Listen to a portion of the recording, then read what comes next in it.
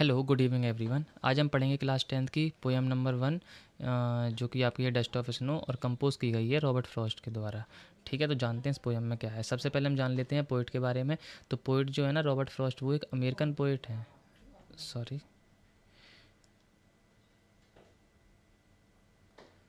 सबसे पहले हम जान लेते हैं पोइट के बारे में। जो पोइट है हमारे, वो एक अमेरिकन पोइट हैं। इनका बर्थ ईयर है 1874 और डेथ ईयर है 1963। ठीक है, ये फेमस है फाइंड करने के लिए जो डीप लाइफ लेसन्स है ना उनको। और ये फाइंड कंपेयर करते किससे हैं, किसके ज़रिए समझाते हैं हम लोगों को डीप लाइफ लेसन्स को। तो वो सिंपल नेचुरल मूवमेंट्स का यूज़ करते हैं। ठीक है, मतलब नेचर से कुछ ना कुछ कंपेयर करके आपको कोई ना कोई एक पूरा मोरल ऑफ द स्टोरी मतलब समझा दें कि ऐसा ये ज़रूरी है। ठीक है, तो मेजर अचीवमेंट है ना इनके, वो इनका पुलित्ज़र अवार्ड है जो कि ये 4 टाइम्स जीत चुके हैं। फर्स्ट इन्हें मिला था 1923 में न्यू हेम्सफेयर में। ठीक है, इनकी जो लिखने की स्टाइल है ना पोएम की, वो शॉर्ट पोएम्स लिखते हैं, ज़्यादा लॉन्ग लास्टिंग पोएम नहीं लिखते हैं। ठीक है, और एवरीडे लैंग्वेज में लिखते हैं और हिडन फिलोसफिकल डेप्थ होती है इनकी हर एक पोएम के अंदर। स्टेंजा कुछ जो दो है ना वो इस प्रकार है। पहले स्टेंजा में वो इंसिडेंट बताया गया है और दूसरे वाले में क्या हुआ है, आउटपुट क्या मिला है वो बताया गया है। ठीक है, तो पोएम इस प्रकार है। The way a crow shook down on me the dust of snow from a hemlock tree.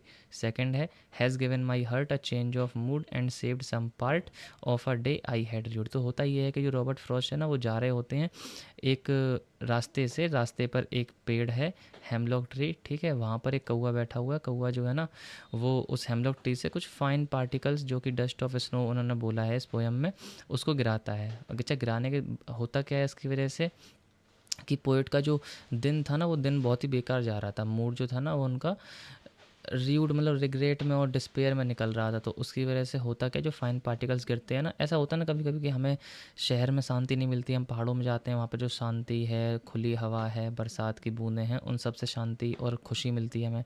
तो ऐसा ही होता है, जो dust of snow fine particles गिरते हैं ना डस्ट के, उसकी वजह से उनके मूड में कुछ चेंजमेंट आता है। जैसे कि जो उनका बचा हुआ डे है ना, अब इतना तो ख़राब चला ही गया है, जो इतना पार्ट बचा है ना वो उनका अच्छा गुजरता है। तो उसी से भी वो सब कुछ कंपेयर करके समझाते हैं। ठीक है, तो आगे हम जानते हैं कुछ। देखो मीनिंग्स हैं, मीनिंग से याद रखना। ठीक है, देखो ऐसा होता है मीनिंग तो सबको पता होती हैं, बट मीनिंग वो जो कॉन्टेक्स्ट से रिलेट करें। ठीक है, तो हेमलॉक ना एक धतूरे का पेड़ होता है, भोलेनाथ तो चढ़ाते हैं। जैसे आपने मतलब एक फल होता है छोटा सा, उस पर ऊपर से कांटे कांटे होते हैं। ठीक है, बॉल जैसा। तो ये है क्या, एक पॉइजनस ट्री है धतूरे का पेड़। ठीक, सिंबल है किसका, ग्लूम का, डिस्पेयर का, निराशा और मतलब निराशा और परेशानी का। ठीक है, आगे देखना रूट का मतलब क्या होता है। रूट का मतलब होता है डीप रिग्रेट, मतलब कि पछतावा, फेल होना। तो ये शो करता है जो पोइट की सैडनेस है उसे बिफोर द चेंज, मतलब कि डस्ट ऑफ स्नो गिरने से पहले। ठीक है, डस्ट ऑफ स्नो का मतलब क्या है, जो टिनी फाइन पार्टिकल्स है ना स्नो के, उसी से कह रहे हैं। ठीक है, और ये करते क्या हैं, स्मॉल ट्रिगर मतलब बताना चाहते हैं कि जो छोटी छोटी सी घटनाएं होती हैं ना वो चेंज कर सकती हैं सब कुछ। ठीक है, अब जो क्रो है ना, क्रो का मतलब सिंपल क्या होता है, कौआ। Bird link to bad luck, मतलब कि एक ऐसी चिड़िया जो कि बैड लक को रिप्रेजेंट करती हो। ठीक है, डार्क सिंबल है, yet brings a positive change, मतलब कि देखो दो चीज़ें यूज़ की हैं। एक तो हेमलॉक ट्री नेगेटिव है ना, और क्रो वो भी मतलब कि बोला है डार्क सिंबल, मतलब दोनों ही नेगेटिव थिंग्स हैं, बट वो क्या लेके आते हैं, फिर भी एक गुड चेंज लेके आ सकते हैं, ऐसा बोलना चाह रहे हैं वो। ठीक है, स्टेंजा वाइज समझ लीजिए एक्सप्लेनेशन।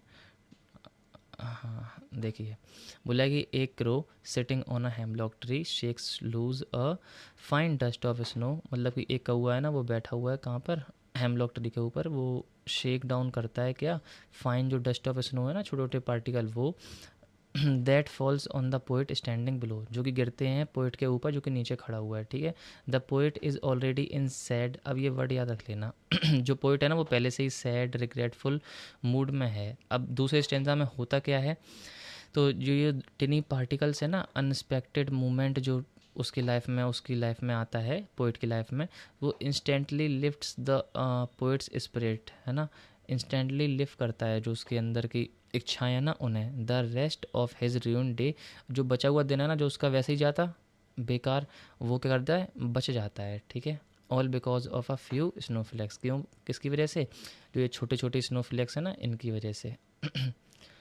आगे चलते हैं, सेंट्रल आइडिया अच्छा ठीक है, नेचर ये बोला है कि नेचर जो है ना उसमें हील करने की पावर होती है। हम सबको पता है, लेकिन फिर भी उन्होंने हमें एक पोएम के ज़रिए समझाया, ठीक है। Nature has the power to lift our spirits without saying a single word, okay. अच्छा, ग्लूम से होप में चेंज कर दिया, तो every symbols of darkness, darkness के सिंबल यहाँ पर दो थे, क्रो और हेमलॉक ट्री, ठीक है, can trigger a positive change, तो वो ला सकते हैं क्या, एक पॉजिटिव चेंज, ठीक है। स्मॉल और सिग्निफिकेंट, मतलब छोटी छोटी चीज़ों के भी महत्व बहुत बड़े होते हैं। A moment as tiny as snow dust, मतलब कि एक पल है ना, कितना छोटा, मतलब सोच लो ना कि मतलब कि एक बर्फ़ की डस्ट धूल के समान है ना, वो भी ट्रांसफॉर्म कर सकता है पूरे अपने दिन को, ठीक है। आगे चलें। अच्छा, आयरनी क्या है इस पोयम में, तो आयरनी इसकी सिंपल सी बात है, समझ में आ रही हो कि दो चीज़ें हैं, क्रो और हेमलॉक ट्री, दोनों दोनों क्या हैं, ब्लैक ओमेन का सिंबल है ना, और वो क्या करते हैं, एक चेंज लेके आते हैं, मतलब पॉजिटिव चेंज लेके आते हैं, बहुत बड़ी बात है ये। तो यही बोला, जो बिगेस्ट कॉन्ट्रास्ट है ना वो क्या है, Frost deliberately choose dark symbols, उन्होंने अपने मर्जी से चूज़ किए हैं, चूज़ क्यों किए, और चूज़ किए कौन कौन से, एक क्रो जो कि सिंबल है ब्लैक एंड बैड वुमेन का, ठीक है, बुराई का, और एक हेमलॉक ट्री जो कि एक धतू, मतलब पॉइजन तो समझते हो ना, जहर, ये भी नेगेटिव ही हो गया। Yet they produce a bright और होपफुल आउटकम, मतलब ये दोनों ही ब्लैक और ब्लैक बैड वुमेन का सिंबल है, बट ये दोनों प्रोड्यूस कर सकते हैं ब्राइट और होपफुल आउटकम, ठीक है। This black to white shift mirrors how life darkest moments can unexpectedly turn into something beautiful, ठीक है। आगे चलते हैं। इस स्लाइड की आप चाहो तो एक स्क्रीनशॉट ले लेना, हमें सब क्वेश्चन आते हैं, ठीक है। फिगर ऑफ स्पीच से। तो जो मेटाफर है ना, अच्छा मेटाफर और सिमली, सिमली क्या होता है बताना ज़रा।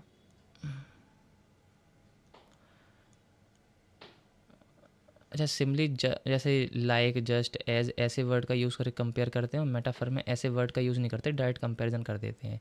जैसे किसी ने बोला है कि तुम बिल्ली जैसी दिखती हो, है ना, किसी ने कहा तुम बिल्ली ही हो, तो बिल्ली ही हो मेटाफर, बिल्ली जैसी दिखती हो सिमली, ठीक है। डस्ट ऑफ स्नो, तो बस सिंपल सी बात है, जो बर्फ़ है ना उससे बिल्कुल धूल के कड़ी बोल दिया है, तो कंपेयर कर दिया स्नो को फाइन डस्ट के साथ, डस्ट के साथ, ठीक है। लाइटर स्मॉल, इमेजनरी, इमेजरी, ठीक है। तो कौआ है ना, स्नो है, हेमलॉक ट्री है, ये एक आपके मन में इमेज बनाते हैं किसकी, एक मतलब कि विंटर सीन की, जहाँ पर बर्फ़ वगैरह है, एक रोड है, पेड़ है, जहाँ पर पोएट खड़ा हुआ है नीचे, है ना, तो इन सब की इमेज है ना, और ऊपर से क्या कर रहा है, डस्ट गिर रही है, तो ये सब इमेज बना देता है, ठीक है, क्रिएट करता है एक विविड विंटर पिक्चर को, ठीक है। सिंबलिज्म, तो ये क्रो और हेमलॉक ट्री अब दोनों कितनी बार हम लोग पढ़ चुके हैं, डार्कनेस और लीड्स टू होप, मतलब कि डार्कनेस के सिंबल हैं और लेके आते हैं क्या, होप। एलिट्रेशन, रिदम बनाने के लिए है ना, हैज़ गिवन माई हर्ट, तो ये कुछ मतलब गाने जैसा हो गया ना, हैज़ गिवन माई हर्ट, ऐसे क्रिएट्स रिदम, म्यूज़िकल फ्लो बनाने के लिए। एसोनेंस, अब देखो किसका रिपीट हो रहा है, क्रो और स्नो, यहाँ पर ओ साउंड आ रहा है ना, तो वही रिपीट हो रहा है, तो यहाँ पर आपका क्या है, एसोनेंस है। रिपीटिंग ओ साउंड एड्स मेलोडी। अच्छा, राइमिंग सीन, अब ये पोएम है ना, पोएम पे आते हैं हम। कहाँ गई, ये रही। तो यहाँ पर राइमिंग सीन देखना ज़रा क्या है, देखो, द वे अ क्रो, अच्छा, ऑन मी स्नो ट्री, तो ये हो रहा है मी, अरे अरे अरे, ये हो रहा है आपका क्या, मी और ट्री, यहाँ पर भी देखना, मूड और र्यूड, हाँ ठीक है। तो यहाँ पर जो राइमिंग सीन है ना, 2 और 4, मतलब सेकंड और फोर्थ लाइन पे राइम कर रहा है। इस पे नहीं हो रहा, has given my heart and saved some part, यहाँ पर नहीं है ना। तो अगर इसका राइमिंग सीन लिखोगे तो कैसे लिखोगे, ए बी, मतलब बी और लास्ट वाली लाइन, तो ए बी सी भी लिख सकते हो, ठीक है। जो सेकंड वाली और फोर्थ वाली लाइन है ना वो राइम कर रही हैं, और ए वाली सी वाली नहीं कर रही। चलो चलते हैं आगे देखते हैं। यहाँ पर वही लिखा था, ठीक है, फोर्थ, और यहाँ पर लिखा हुआ ना, ओ ओ कहाँ गया, ठीक है, जो सेकंड और फोर्थ है ना वो आपका हर एक स्टैंजा में राइम कर रही हैं लाइंस। अच्छा, स्नो गिरने से पहले क्या होता है, बाद में क्या होता है, अब खैर ये सब ज़रूरत नहीं है बताने की, मतलब कि ग्लूमी और रिग्रेटफुल, सोरोफुल है ना, वो पोएट का र्यूड जा रहा था, मतलब दिन बेकार जा रहा था। आफ्टर स्नो क्या हुआ, होपफुल हो गया, चेयरफुल हो गया, है ना, रिफ्रेश्ड हो गया, हिज मूड कम्प्लीटली ट्रांसफॉर्म्ड हो गया। लाइफ लेसन क्या है, don't let small sorrows ruin your whole day, मतलब ये छोटी छोटी चीज़ें हैं ना, उसे अपना पूरा दिन बर्बाद मत करने दो। Happiness hides in unexpected places, जो हैप्पीनेस जो खुशी है ना वो अनएक्सपेक्टेड, मतलब कि आप ऐसी जगह पर उम्मीद नहीं कर सकते, वहाँ पर भी छुपी हो सकती है। इवन डार्क थिंग्स, यहाँ तक कि बुरी चीज़ों में भी, ठीक है, जो कि ला सकती हैं क्या, जॉय, आपके लिए आनंद। कुछ क्वेश्चंस हैं, क्वेश्चंस के आंसर आप कमेंट बॉक्स में दे सकते हो और चाहो तो अभी कर लो। व्हाट डज रीड मीन, अब रीड का मीन क्या होगा, एन्जॉयड नहीं होगा, फॉरगॉट भी नहीं होगा, सेलिब्रेटेड भी नहीं होगा, सी वाला होगा, ठीक है, रिग्रेटेड।